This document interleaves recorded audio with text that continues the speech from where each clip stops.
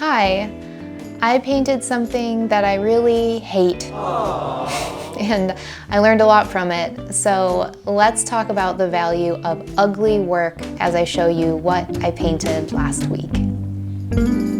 Okay. I don't know, when I just opened this book, I don't know how you feel about this work personally. Maybe you're looking at this and thinking, oh my God, how cute. There's a cow with an ice cream cone. There's a pig with an ice cream cone. We've got chickens and a little baby chick with a little baby ice cream cone. And that may make you feel happy. You may like this work. If you're a fellow artist, and I hope you are, you may be looking at this and thinking, I wish I could paint this in gouache in my sketchbook. That's all fine. That's all valid. What I'm about to say is has nothing to do with your feelings or reactions to this piece, but it is about something that's very important for all artists that we come across, and it's this idea of ugly work. It's not on you to tell me if I'm making ugly work, and it's not on me to tell you if you're making ugly work. Ugly work is a very personal experience to an artist. It's a feeling, an experience of when you are creating something, or you've just finished creating something and you think that the work is overworked, underworked, just kind of shoddy. It didn't get there, it's bad, it's ugly, whatever it is, there's something in it that reveals to you that you should no longer be trying. It feels really, really bad.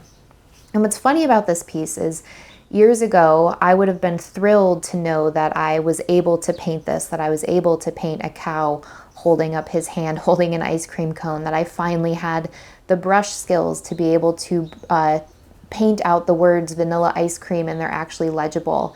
So I want to also acknowledge that I see a lot of growth here. That ugly work isn't black and white. It doesn't mean that it's terrible and there's nothing good about it.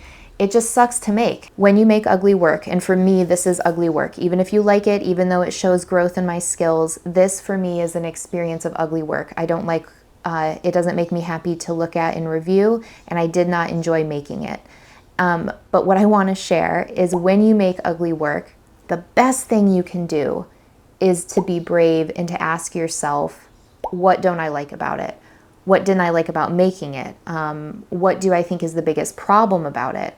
Getting really specific and taking time to reflect turns ugly work into a doorway for you to improve in a way that is very specific to you. And so when I looked at this, when I asked myself, what went wrong here? Why does this happy page of animals holding ice cream cones, why do I feel so dead inside looking at it? And immediately I could tell that what happened was, this whole painting, ever since I started sharing these YouTube videos, it's really been about the joy of painting, about sitting down because life is short and I have the ability to paint right now and I want to be a painter.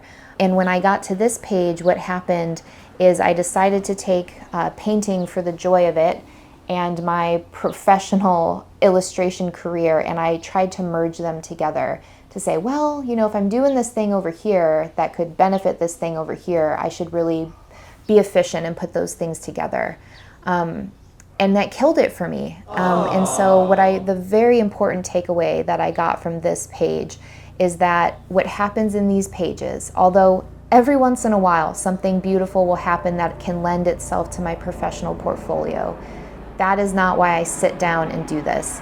If all of my work dried up tomorrow, if I had no more clients, if my agent dropped me, for whatever reason, if I got disabled and I couldn't do my job, I would still want to find a way to paint every single day or as often as I can for me, for my life.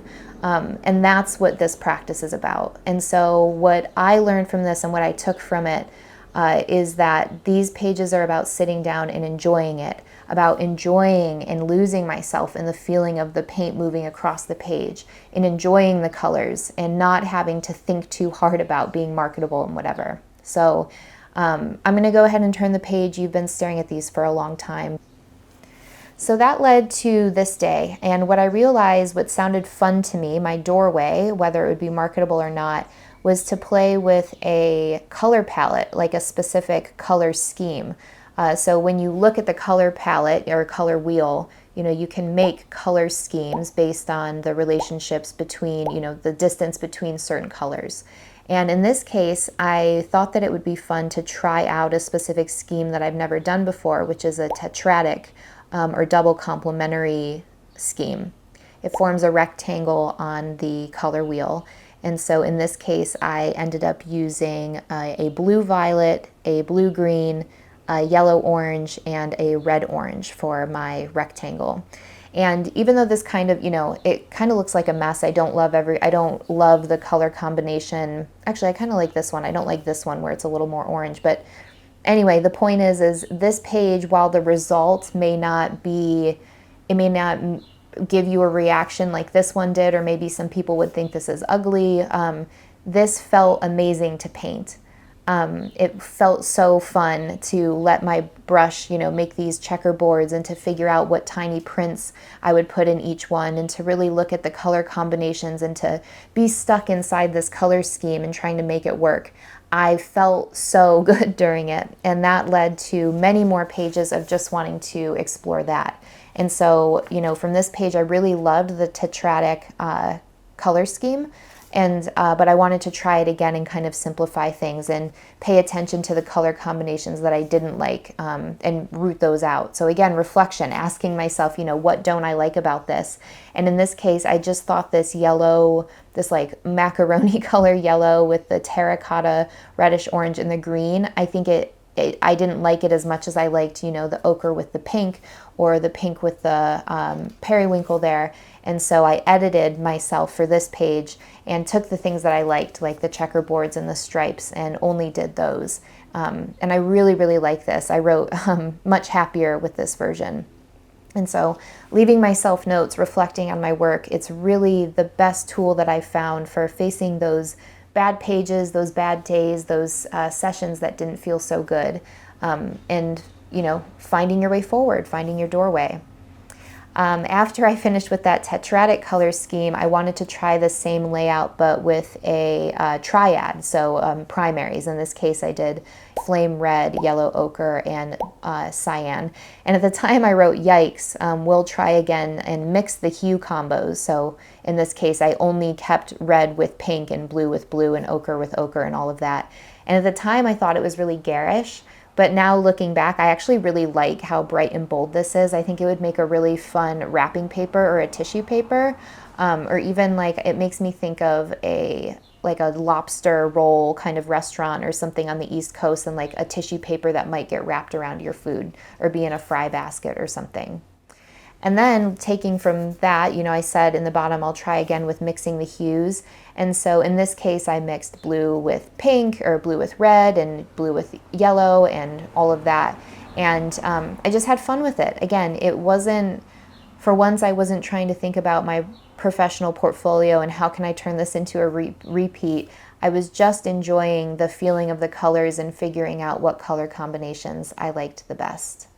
And so there you have it, folks. I started off by painting, what I thought would be a really smart thing to paint, something marketable that I could turn into a greeting card design for my portfolio.